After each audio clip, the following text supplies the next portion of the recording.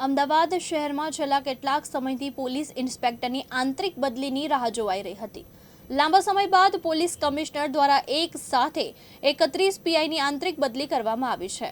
કામગીરીના આધારે તથા વિવાદ થયેલા પોલીસ સ્ટેશનના પીઆઈની બદલી કરવામાં આવી છે।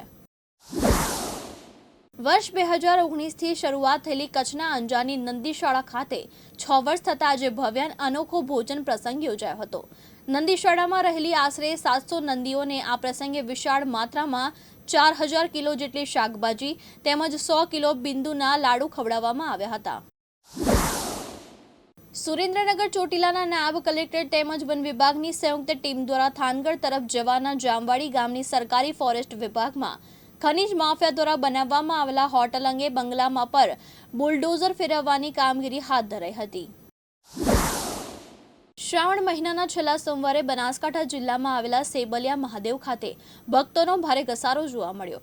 અરવલ્લીની ગિરિમાળાઓની વચ્ચે આવેલું છે મહાદેવનું મંદિર। અહીં ડુંગરપુરી મહારાજની ધૂણી પણ આવેલી છે।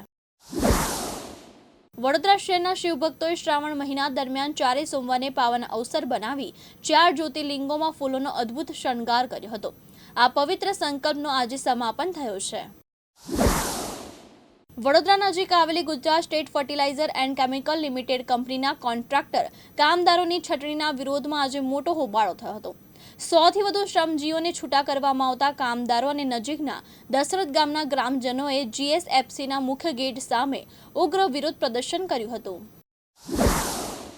સુરતમાં છડી નોમની ભવ્ય ઉજવણી કરાઈ। વાલ્મીકી સમાજ દ્વારા છડી નોમની ઉજવણી કરાઈ, જેમાં ઓપરેશન સિંધુની થીમ બનાવી ભારતીય સેનાના પરાક્રમને દર્શાવ્યો હતો। તો આ પ્રસંગે સુરત શહેર પોલીસ કમિશનર પણ ઉપસ્થિત રહ્યા હતા।